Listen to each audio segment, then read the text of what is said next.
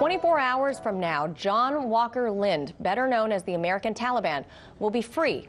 After serving out nearly all of his 20-year sentence, Lindh, who is now 38, is scheduled for early release for good behavior. But critics say this is unjust and that he is still a threat, given that he has not repented and still calls for jihad against the West. Joining us to break this all down, former Pentagon official Michael Maloof. All right, Mike. This guy was part of an early group of detainees in Afghanistan who overpowered two CIA paramilitary officers, killing one of them. Correct. They broke free. Then Lindh was later recaptured along with a few others. He was convicted of what they call providing material support to terrorism, not murder. Are the critics right? Is he still a threat to our society? Yes, he's very much still a threat. In fact, he admits he is non-repentant. He still is talking jihad. He still is advocating for jihad. And I think that we need to deal with these, even though he's an American citizen, I think we need to Trump needs to sign an executive order that will basically say any U.S. citizen who has fought on behalf of terrorists or has been convicted of terrorism needs to have their citizenship revoked. That's a different way of addressing the problem. And we won't expect anything from Congress because they're so muddled on everything else that this executive order should prevail. Well, look, we have on taxes right now, so yeah, we have a precedent of sorts with Pompeo withdrawing the citizenship of an American girl, Hoda Muthana, yes, from Alabama, ISIS even though bride, as we call an it. ISIS bride, even though she's repented, she can't even come into the United States because she has no U.S. passport. They're debating her citizenship, and she burned her passport when she became the bride. Let's just send this kid back to Afghanistan, where he was fighting happily, and tell one of our Marine snipers where he is, and let it go at that. Wow, that is a harsh punishment. But so from here, Mike, Lindh will be on what they're calling strict parole after his release. But officials are keeping secret what community he'll be released into. They have conditions for his release. They include online communication only in English. I don't know why that matters. We have translators. No contact with any known extremists. No possession or viewing or participation in extremist material or ideology. He can't leave the U.S. without expressed written consent and must undergo mental health counseling. Okay, first of all, will his parole officer really be able to keep up with all of these conditions, especially given how we know that the system, that parole officers are spread thin as it is? Who's going to keep track of what he's doing, what he's clicking, who he's chatting with? Nobody. And in fact, that's why these conditions are unrealistic. I mean, it's all silliness, and but this is the age that we're living in now. Is a silly period of trying to find compromise and dealing with this kid. Look, he's going to go. If he goes back out, he's going to be unrepentant. He's going to be meeting with people on a daily basis. He'll find ways of access. What's he going to do here?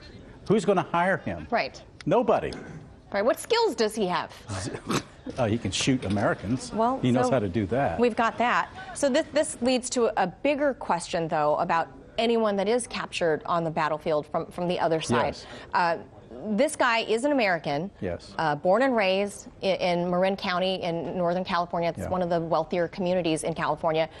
What about all these other guys, like the guys at Gitmo? What do we do with them? We keep them detained forever? Does he get transferred to Gitmo? I mean, no. What we do with the people in Gitmo, we send them back to their countries. If you'll recall, we have that's true. repatriation. Obama did a lot of trade, and then they've come back to fight again. So we've seen this. We've been there, done that. With this. Yes, we've seen this movie before. So that's why this kid should be basically sent back to Afghanistan if that's what he wanted. Put him back in the wild. Put him back in the wild. How about you brought up Hoda Muthana? What about some of these women tied to ISIS, for example, because they are the terror group du jour? She's currently stuck at a refugee camp with her child. She says she regrets her choices to join ISIS. Do we repatriate them and then adjudicate her like we did with John Walker Lindh? Well, at least she's showing some remorse, Right. some. She has apologized. And if she wants regret. to come through a process, but she has that further complication that she's no longer regarded as a U.S. citizen, and that case could linger for years in the courts. I mean, she may be, she'll probably just languish in that refugee camp because until this administration changes, she's going to be stuck out there. She won't be able to come in unless a court finally adjudicates, steps in and says otherwise. Now, there are like human rights groups speaking up on her behalf anyway, saying, well, they can speak all they want. This is a woman with a child, and she's repented. Do we take mercy on somebody like that and drop the axe on someone like Walker Lindh? Well, I believe on the latter. On the former, at least give him a college try. But if she has no, if she has no standing in the United States as a result of having her passport withdrawn by Pompeo, I don't know what legal recourse she would have to come into a U.S. court or even come into the United States to argue her case. It's like someone overseas who's been sanctioned. All they can do to try to mitigate the sanction is go through an email process. It gets lost. No mercy, Mike. None. She has not been, though, for the record, she has not been associated with any direct harm to Americans other than well, she was advocating. Right. She was advocating. She has writings. She married an ISIS fighter. Right. She's had a kid by one. I think she's had 3 ISIS fighter husbands. Yeah, I think she's had a few. And now we're looking at Walker Lindh, who could be in this community for all we know. He's going to be released somewhere, and officials are not. But what redeeming value to society will he have? He's going to go back out and advocate. He'll meet with groups. No or mercy something for like him that. either. But why? What's he going to do?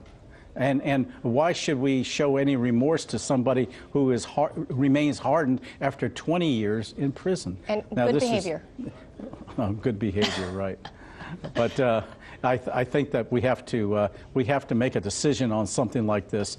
Any U.S. citizen who has fought. I mean, look, we sent a cruise missile against a U.S. citizen who was an advocate from out of Arizona. He was born in Arizona. Yeah. And that was under the Obama administration. So I think we need to stay tough with Americans who go against this country and who work with terrorists. Draw a line in the sand and leave it there. Yep. All right, Mike Maloof, as always, appreciate your expertise in this subject. Thank you. Hey YouTube, thanks for checking out our channel. We hope you enjoyed the video. We have tons of content for you just like this. For more of RT America's one-of-a-kind news and analysis, be sure to subscribe and never stop questioning more.